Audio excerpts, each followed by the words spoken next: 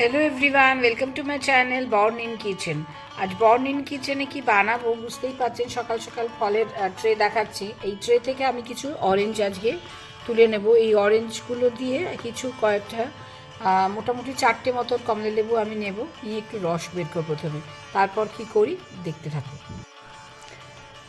Hello, দেখালাম তো অরেঞ্জগুলো নিয়ে আজকে কি করলাম, কি করার উদ্দেশ্য সেটা দেখালাম।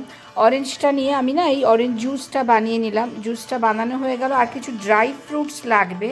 সেটার জন্য প্রথমে যেটা লাগবে সেটা হলো কিশমিশ, এটা আছে এখানে ক্যানবেরি, এখানে কাজু বাদাম, আলমন্ডস, টুটি ফ্রুটি, ব্লুবেরি, চেরি, খেজুর, আর আছে পেঠা। আচ্ছা, বুঝতে পারলেন কী কী জিনিসগুলো আমি নিলাম। এগুলো নিয়ে আজকে কি বানাচ্ছি, আজকে বানাবো একটা ফ্রুট প্লাম কেক। সঙ্গে থাকুন, দেখতে থাকুন বর্ন ইন কিচেন। আচ্ছা, প্রথমে কি করব, প্রথমে এই অরেঞ্জ জুসটা থেকে আমি একটু জুস হাফ কাপ মতন একটু তুলে রাখবো, সেটা পরে কি করি দেখাবো। আর বাকি যে ড্রাই ফ্রুটসগুলো আছে এগুলোকে ছোট ছোট করে কেটে ফেলবো। চলুন শুরু করা যাক।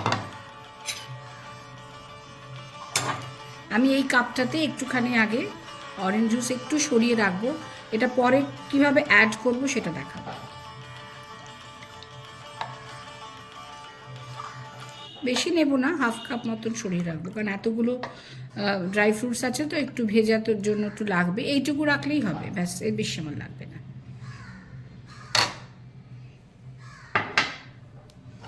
এটা সরিয়ে ফেললাম। আর এইগুলোর ভেতরে এবারে এক এক করে সমস্ত জিনিসগুলোকে কাটবো, কেটে এর ভেতরে আমি ভেজাবো। আচ্ছা, প্রথমে যেগুলো কাটতে লাগবে না সেগুলো হলো এই কিশমিশ। এগুলো এই অবস্থাতেই পুরোটাই এভাবে এখন ভিজিয়ে দিলাম। টুটি ফ্রুটিগুলোও দিয়ে দিলাম। এগুলো আমার টুটি ফ্রুটি। আচ্ছা, এই দুটো জিনিস তো কাটার কোনো দরকার নেই। যেটা কাটার দরকার সেটা হলো চেরি, ব্লুবেরিজ, খেজুর আর ক্র্যানবেরি। এগুলো আমাকে কাটতে হবে ছোট ছোট করে। এগুলো কাটার পরে তারপর এখানে আর পেটাটা আমাকে ছোট ছোট করে কাটতে হবে। আর ড্রাই যেগুলো বলতে এই বাদামগুলো, সেগুলো তো অবশ্যই কাটতে হবে, এটা তো বলার কিছু নেই। এটা ভেজানো রইলো, এক এক করে সবগুলোই কেটে কেটে এর মধ্যে দেবো।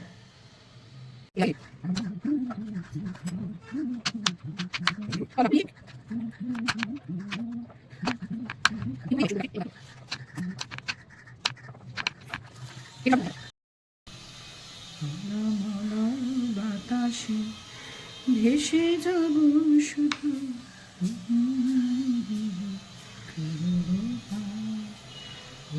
বুকে তোকে সুবাস, চাঁদের কিরণে করিব স্নান, বুকে তোকে সুবাস শয়নে, চাঁদের কিরণে করিব স্নান, মলয় বাতাস ভেসে যাব শুধু, সুন্দর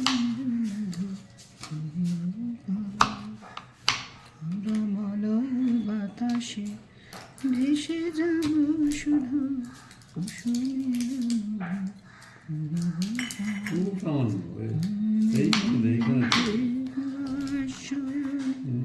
চাঁদের কিরণে করিব স্নান, বুকে তোকে সুবাস শয়নে, চাঁদের কিরণে করিব স্নান। আচ্ছা, আমার চেরিগুলো তো কাটা হয়ে গেল, এবার এইগুলো কাটবো।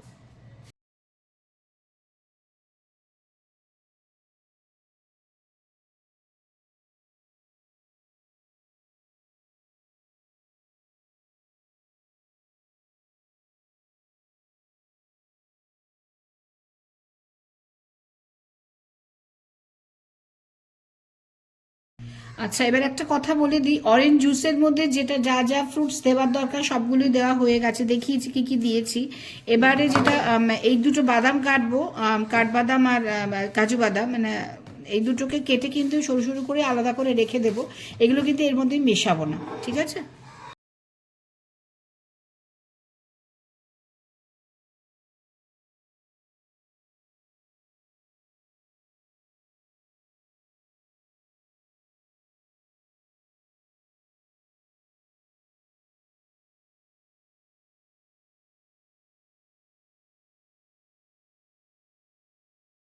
বাদামগুলো যেগুলো কাটছিলাম সেগুলো সব তো কাটা হয়ে গেল, দেখাই একটু এরকম ছোটো ছোটো করে এটা কাটলাম, আর এই আলমন্ডস যেটা সেটাও এরকম করে করেই কেটে নিয়েছি। এই যে ড্রাই ফ্রুটসগুলো এতে ভেজানো ছিল, অরেঞ্জ জুসে ভেজানো, সেগুলো তো দেখানো হয়, সেগুলো ভেজানোই আছে। বাকি এগুলো এগুলো এখন শুকনোভাবেই রেখে দেবো, এগুলো যখন ব্যাটারটা রেডি করবে সেই সময় দেবে, আর এগুলো ওপর থেকে সাজাবো বলে রেখেছি। আচ্ছা চলুন এবার কাজ শুরু করি।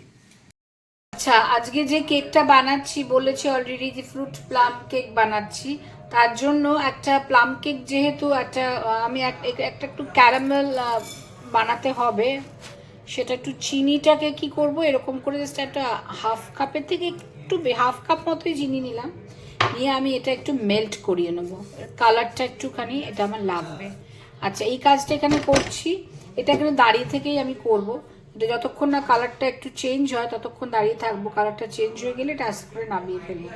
আচ্ছা আরেকটা যেটা সেটা হলো আমি এবারে ময়দাটা এবারে 4 কাপ ময়দা নিয়ে করব। 4 কাপ ময়দাটা মেপে রাখলাম, আর চিনি গুঁড়ো নিলাম, চিনি গুঁড়ো 3 কাপ চিনি গুঁড়ো, ব্যাস। আর এটাতে একটু দেওয়া যাবেই, ব্যাস, তাহলেই হবে, আর কিছু লাগবে না। এই দুটো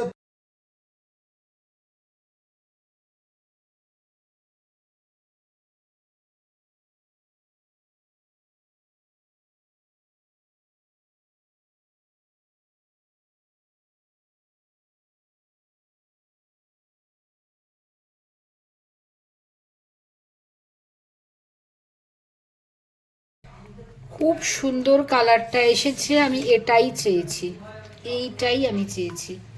হয়ে গেল এটা। এর সাথে আমি এবারে অরেঞ্জ জুস যেটা হাফ কাপ সরিয়ে রেখেছিলাম সেটা আমি এখানে অ্যাড করে দেবো।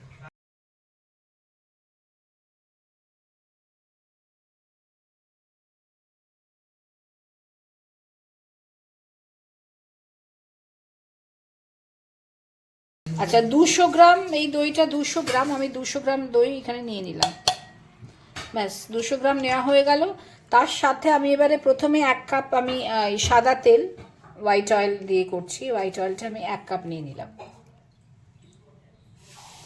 আচ্ছা আমাকে আরও হাফ কাপ তেল লাগবে, আরও হাফ কাপ তেল দেবো এর মধ্যে।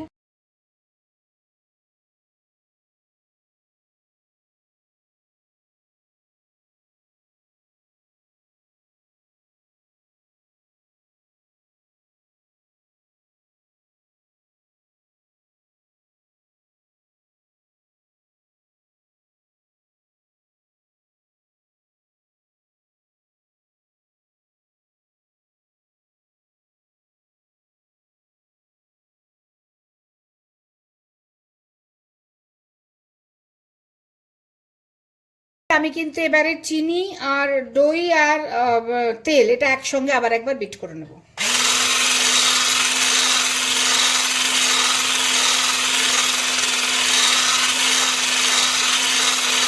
আচ্ছা এবার ময়দাটা মাপ করেই নিয়েছি, বলেছি আমি 4 কাপ ময়দা নিয়েছি।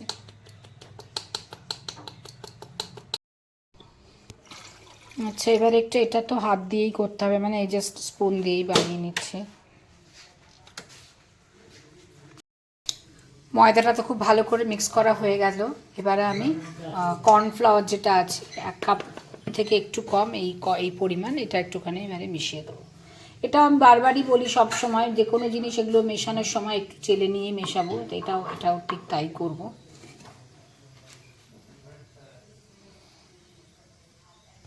কর্নফ্লাওয়ারটাও নেওয়া হয়ে গেল, অবধি তো কর্নফ্লাওয়ার অবধি মিক্স হয়ে গেল, এটা মিক্স করে এই অবস্থাতে এসেছে, এটা দেখা যাচ্ছে, এটা না একটু এরকম একটা টাইট একটা অবস্থা এসেছে, এভাবে তো করা যাবে না। এবার আমাকে অন্যান্য যে জিনিসগুলো যেগুলো সব সোক করে রাখা আছে, ফ্রুটস ট্রুটস সব আস্তে আস্তে এক এক করে মেলাবো। তার আগে সেটা হলো ক্যারামেল যেটা বানিয়ে রাখলাম উইথ মানে orange juice, half cup juice and water দিয়ে, সেইটা এবারে মিক্স করব। আর একটু পিঞ্চ অফ সল্ট, মানে আমি এই সল্টটুকু একটুখানি দিলাম, মানে একদম এটা পিঞ্চ বলা যাবে না, আমি একটুখানি হাফ টিস্পুনের থেকেও কম একটুখানি একটু অ্যাড করলাম। আচ্ছা এবারে যেটা দেবো সেটা একটু আদার রস দিচ্ছি আমি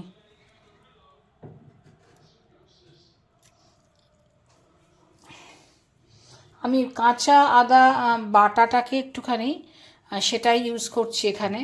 কেউ যদি মনে করেন আদা গুঁড়ো মার্কেটে পাওয়া যায় সেটা ইউজ করবেন, সেটাও কিন্তু করতে পারেন। আচ্ছা নেক্সট হলো এইটাকে অ্যাড করব, এটা অ্যাড করলে না রঙটা দারুণ হয়ে যায়, খুব সুন্দর। আমার এখনই দেখতে কি ভালো লাগছে। চলুন এবার এটাকে সবগুলোকে একসঙ্গে খুব ভালো করে এবারে মিক্স করে নেব।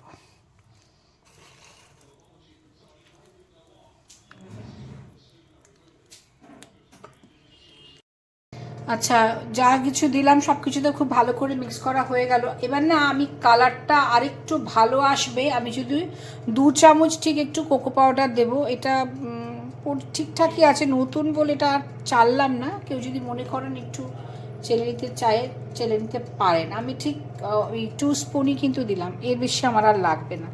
ব্যাস, আমি এটা কিন্তু আর দেবো না। এটা আবার খুব সুন্দর করে এটার সঙ্গে এটা মিক্স করে নেব।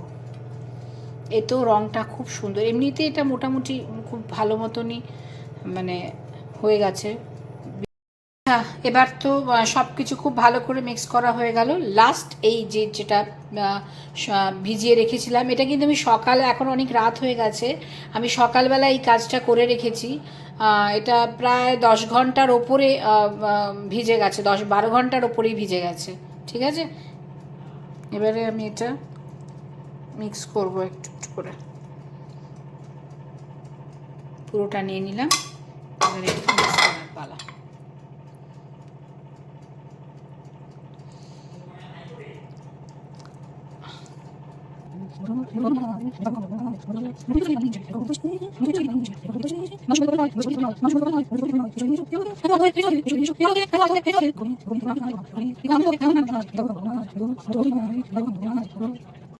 সব তো খুব ভালো করে মিক্স হয়ে গেল। এবারে দারচিনি, একটু দারচিনির গুঁড়ো দেবো। এটা 1 স্পুন দিলেই হবে, আমি মোটামুটি মাপ করে 1 স্পুন দিয়ে দিলাম। আচ্ছা, দারচিনি গেল। এরপরে তো অবশ্যই ভ্যানিলা দিতে হবে, ভ্যানিলা এসেন্স দেবো।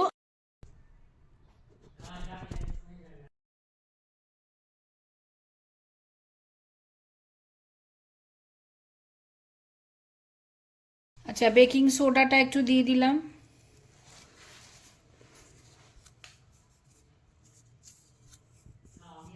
আচ্ছা, এই ফিনিশিংটা যেটা ঠিক যেভাবে করছি একদম লাস্ট, কিন্তু সবসময় baking powder, baking soda cake বানানোর জন্য অ্যাট লাস্ট অ্যাড করতে হয়। এটা কিন্তু সবাই একটু প্লিজ মাথায় রাখবে যারা প্রথম কেক বানাচ্ছেন। বেকিং সোডা, বেকিং পাউডার কিন্তু কখনোই শুরুর দিকে দেবেন না।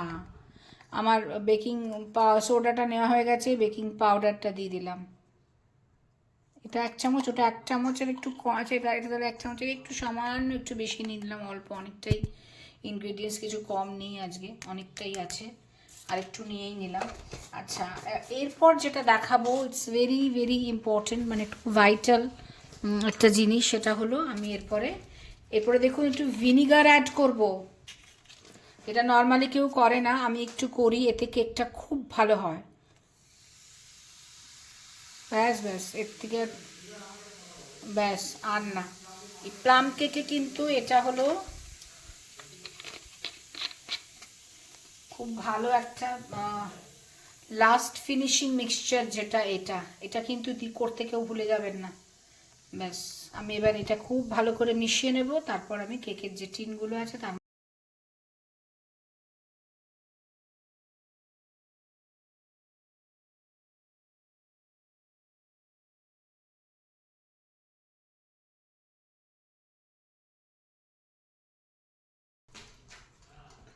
আচ্ছা হয়ে গেল। এবার এটাকে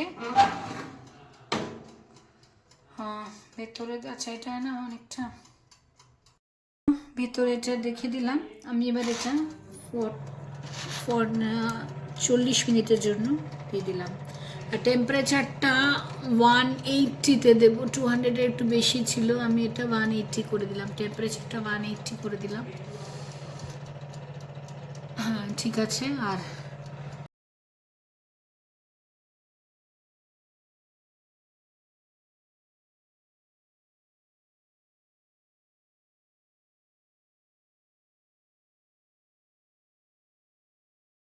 এটা তো পুরো খুলে গেল, খুলেছি, এটা কি সুন্দর নরম হয়েছে।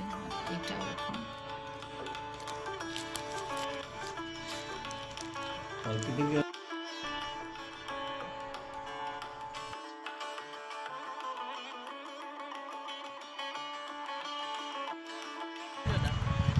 বল এটা বল, খেয়ে বল কেমন হয়েছে।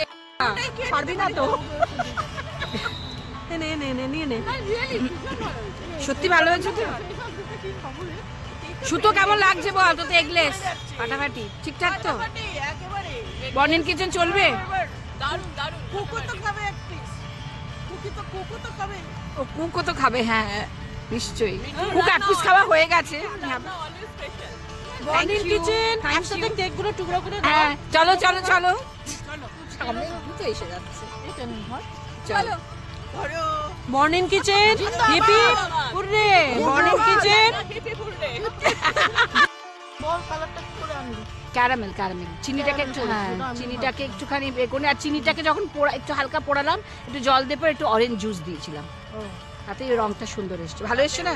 রংটা দারুণ এসছে, রংটা খুব সুন্দর না হলে খেতে ভালো লাগে না। আর আমি না ওপরের এই অংশটাকে একটুখানি একটু হার্ড করেছি, ভালো লাগছে না খেতে, তার জন্য। আমরা বারবার